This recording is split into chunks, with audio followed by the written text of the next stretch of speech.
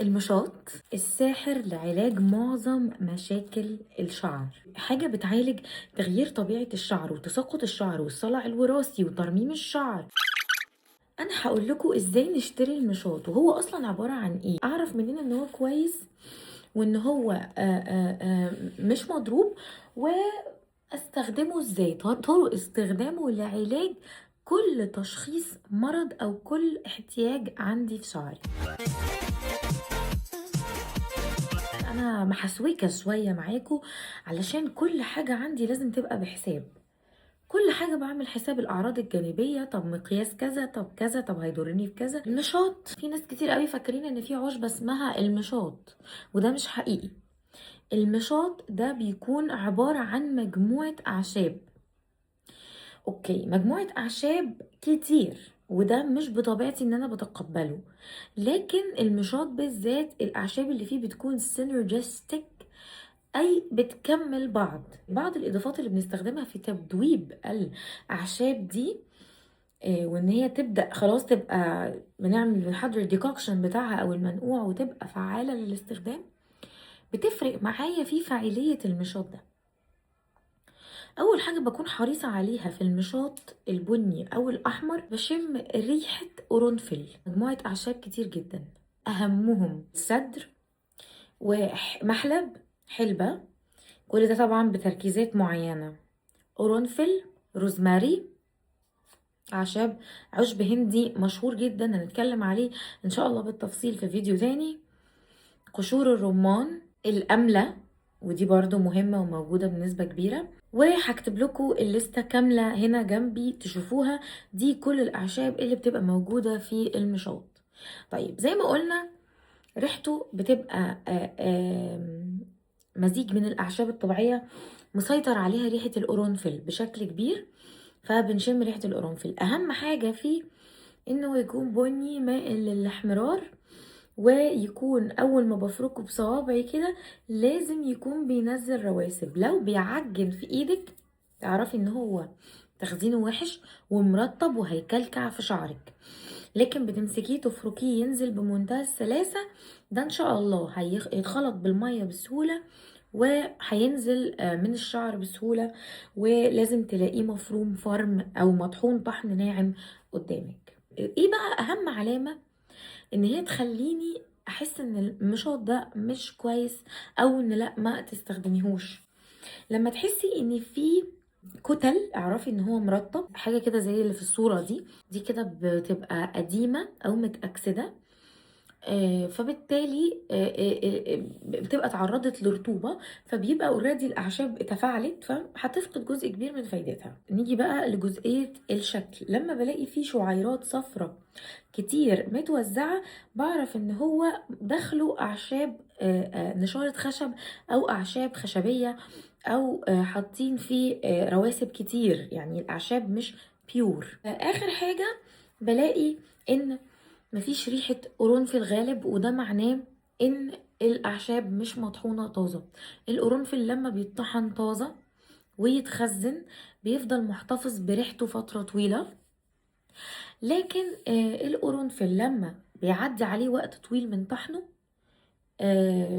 بيبقى طبعا تفاعل وتأكسد والريحة بتاعته في الغالب بتبقى طارت، فبرضو ده ما بيكونش مفضل ان احنا نستخدمه. المشاط مفيد في ايه وازاي استخدمه بكل صورة علشان اعالج كل مشاكل الشعر؟ علاج تغيير طبيعة الشعر اللي اتكلمنا عنه كتير قبل كده بجميع اسبابه، علاج تساقط الشعر الهرموني، تساقط الشعر الكربي، الصلع الوراثي، تنظيف فروة الراس وتطهيرها، علاج القشرة الفطرية والقشرة الدهنية والقشرة الجافة، علاج ألم فروة الراس والالتهابات المستمرة، علاج الفراغات بسبب تساقط كربي مزمن، علاج ضعف البيبي هير وان الشعر الجديد بيطلع ضعيف، علاج الشيب المبكر يعني الشعر الابيض، وده طبعا زي ما احنا عارفين بسبب وجود الأملة اللي فيه بتركيز مناسب جدا مع بقية الخليط.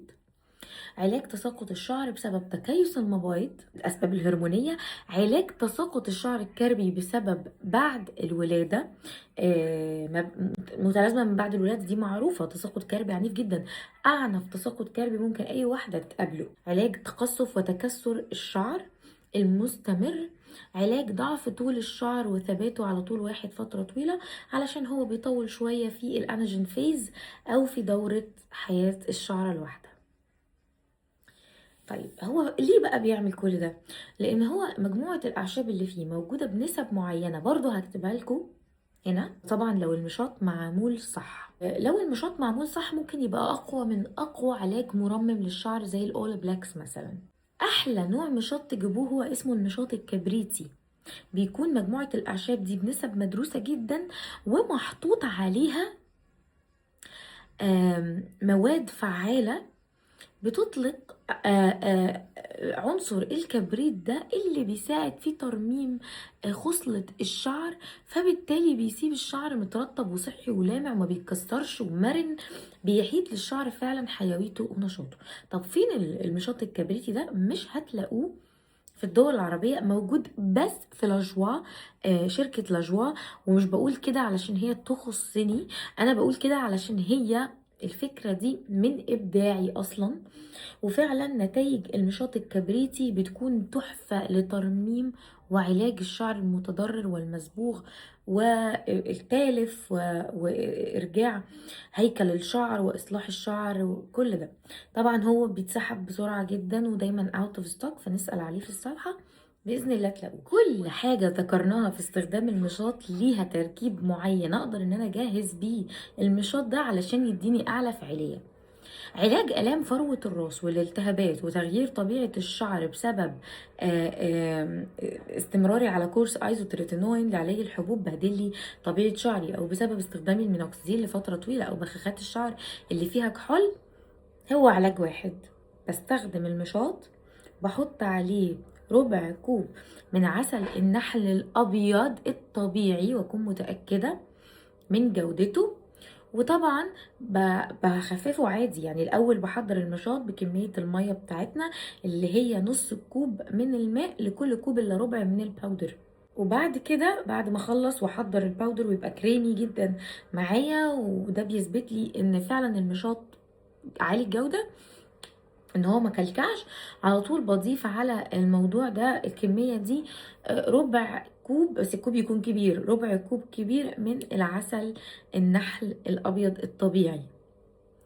ده هيساعدني اعالج التهابات فروة الراس، اقوي بصيلات الشعر، اعمل يقظة لبصيلات الشعر النائمة زي ما احنا دايما كنا بنقول عليها، وهيساعدني ان انا اعالج فروة راسي بشكل كبير، وده بسبب وجود الاعشاب المرممه. انا مش هعرف اتكلم معاكم قوي في تفاصيل كل عشبه بتعمل ايه عشان الفيديو ما يطولش، بس احنا ممكن نقسم ده على فيديوهات كتير، واوعدكم ان شاء الله اني هتكلم فعلا على الموضوع ده لو عايزيننا نتناقش اكتر فيه. بس انا دلوقتي الفيديو ده بكلمكم على الفوائد الجنرال للمشاط، واستخدمه في كل حاجه انا عايزاها ازاي. استخدمه ازاي في تساقط الشعر الكربي؟ تساقط الشعر الكربي يعني محتاجه اعمل دافعه كبيره جدا لكل ما هو يطيل دوره حياه الشعر ويعالج الاوكسيديتيف ستريس او الضغط التاكسدي.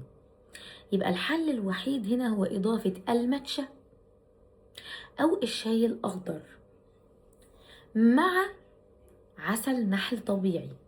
هتقولوا لي طب ممكن اضيف قهوه في حاله ان ما عنديش الاتنين؟ هقول لكم مفيش مشاكل، قهوه سريعه الذوبان. بحضر المشاط بالطريقه اللي قلنا عليها، وبعد كده بضيف عليها ربع كوب شاي اخضر مركز او ماتشا مركزه. مركز ازاي؟ ان انا بنقع كميه كبيره من شاي الاخضر في كوبايه ميه صغيره وبحطهم على المشاط دي، معاه برضو معلقتين من عسل النحل الطبيعي. كده تمام. استخدمه ازاي في علاج تقصف الشعر؟ عشان اعالج تقصف الشعر انا محتاجه او تكسر الشعر او كده محتاجه ترطيب عالي، فانا هبدا بقى الجا للزيوت. طب ايه الزيت اللي يقدر يرطب وما يعملش ساتوريشن تشبع بروتين، ولا يقدر ان هو يعمل رواسب على الشعر؟ ودايما بقول عليه بديل الهيالورونيك اسيد، وهو زيت الارجان الطبيعي. احط ربع كوب من زيت الارجان الطبيعي على كميه المشاط اللي هستخدمها على شعري كله. مش خلاص احنا كده خلصنا مشكله الجفاف والتخشب وان الشعر بيتكسر. لو انا دلوقتي بعالج بقى مشكله ان الشعر هايش جدا ومحتاج ترميم، محتاج مصدر بروتين قوي، انا كده ما قداميش غير زيت الحبه السوداء. لان اصلا المشاط فيه مصادر من عناصر الكبريت مهمه جدا، انا بعززها وبدعمها بزيت الحبه السوداء. بحضر المشاط بالطريقه العاديه بتاعتنا خالص، وبعد كده بخلطه بزيت الحبه. في منكم هيقولي طب انا ممكن احط عليه زبادي او بيض او اي مصدر بروتين غير كده؟ هقول لكم لا، ده ممكن جدا لو انا عندي تلف مختلط يزود مشكله تخشب الشعر، والاقي المشكله قلبت من هيشان الشعر لتخشب الشعر، يعني ده ريسك كبير. فانا بتجنب ده بان انا بلجأ للبروتينات النباتية وللزيوت الطبيعية. فبالتالي لو انا عندي مس دايجنوز او ان انا مش مشخصة صح، بقلل الاعراض الجانبية تماما. وكمان ما تنسوش ان في جزء تحسس ممكن وارد يكون عند اي حد.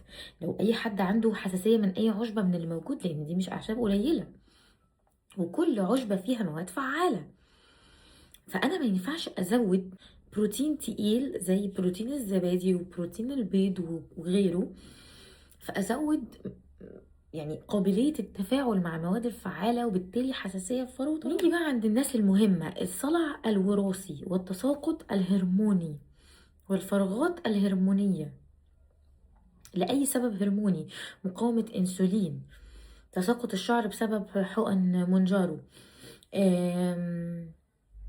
لان هو برضو ليه علاقة بالانسولين طبعا وتفاعلات الجسم، صلع الوراثي عند الرجال والنساء، والفراغات الهرمونية عند النساء لكذا سبب. كل دول يقدروا يستخدموا المشاط، بحضره بالطريقة التقليدية اللي اتكلمنا عليها، وكمان وبضيف عليه ربع كوب من زيت جنين القمح وربع كوب من زيت بذور اليقطين او زيت بذور القرع. طيب وهل اقدر ان انا اضيف عليه قطرتين من زيت الروزماري؟ مفيش اي مشكله، وطالما منسوبهم قليل بالنسبه لبقيه المواد الفعاله مش هيبقى ليهم تاثير اعتمادي. قطاره يعني تقريبا غطا الازازه ممكن يعمل قطاره اللي هو ملي، فممكن اضيف قطرتين او غطيين ازازه. لو حد عايز يستخدمه في مقاومه الشيب المبكر وارد جدا، وساعتها بنصح بشده استخدامه مع زيت الافوكادو. بستخلص المشاط بالطريقة التقليدية وبضيف ربع كوب من زيت الافوكادو بتاعي. تقريبا دي كده كل الاسباب اللي ممكن اي حد يستخدم عشانها المشاط: علاج الشعر، ترميم الشعر، علاج الهيشان، علاج الصلع، علاج التساقط المزمن، وعلاج الم فروة الراس وتغير طبيعة الشعر، وطبعا علاج الشيب.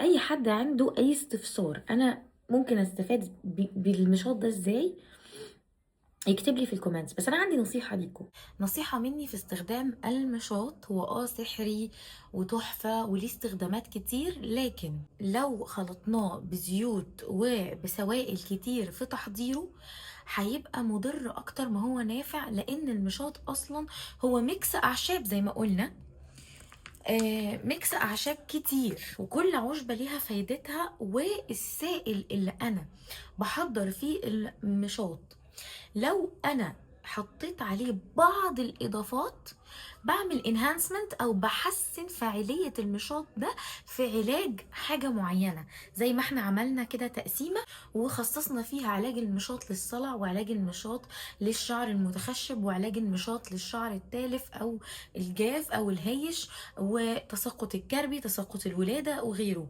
هنا انا حطيت مادة أو مادتين نشطت بيهم فعالية المشاط في علاج الحاجات دي. لكن المشاط عبارة مثلا عن 10 أو 12 عشبة، كل عشبة فيها أكتر من 60 مادة فعالة، اضربي بقى في 12 كتير قوي. فمش بكتر الإضافات على المشاط. المشاط بيتحضر بمية وبضيف عليه بشكل حذر بعض الحاجات اللي تنفعني في الموضوع ده. اختصار كده، تعالوا اعمل لكم اختصار بسيط الحاجات اللي انا ممكن اضيفها على المشاط لكل حاله. زي ما احنا قلنا، العسل الابيض مع المشاط علاج الم فروه الراس، تغيير طبيعه الشعر، ودعم صحه فروه الراس. المشاط مع زيت الارجان ترطيب جدا. زيت الارجان بديل الهيالورونيك اسيد للبشره والشعر. المشاط مع زيت القرع العسلي وقطرات من زيت الروزماري وزيت جنين القمح علاج للصلع الوراثي بإذن الله. المشاط مع زيت الافوكادو لعلاج الشيب المبكر. المشاط بشكل اساسي مع زيت بذور الحبة السوداء، وبضيف شوية من زيت بذور القرع لعلاج الهيشان المبالغ وترميم الشعر، روابط الشعر الكبريتية. ده كده باختصار جزء كبير من الحالات اللي نقدر نعمل بيها ميكس عشان نعالج حالات الشعر باستخدام المشاط. المشاط حاجة ضروري جدا نعمل لها اختبار حساسية. الصدر والحنة مصنفين من اول الحاجات اللي ممكن تسبب الحساسية عند اي حد، لان هم من الاعشاب اللي فيها مادة اسمها سابونين عالية جدا. ايه السابونين دي؟ السابونين دي هي مادة عشبية طبيعية منظفة بتساعد الاعشاب والورقيات انها بشكل طبيعي تتخلص من الطفيليات والفطريات. انتوا متخيلين؟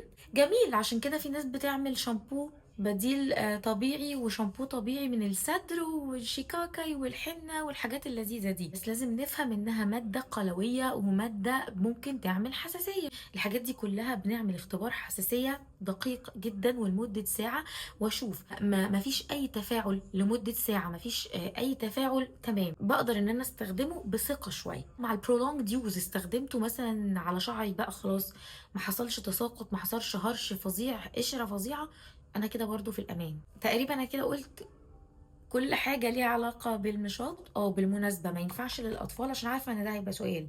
اعملوا فولو للسوشيال ميديا عشان هناك يبقى فيه اسك، بيبقى فيه فيديوهات قصيره، تواصل افضل. سبسكرايب للشانل، عايزين نكبرها شويه بقى يا جماعه، مش بقالنا سنين مع بعض ولسه حتى ما وصلناش ربع مليون يعني. شويه ادعموني شويه، لان انا هبدا اركز معاكم بشكل اكبر علشان عايزه اتكلم على حاجات كتير قوي مهمه. مستنيه كومنتاتكم ولايكاتكم، ميرسي جدا ليكم انتوا شفتوا الفيديو لغايه دلوقتي. اشوفكم الفيديو الجاي، باي باي.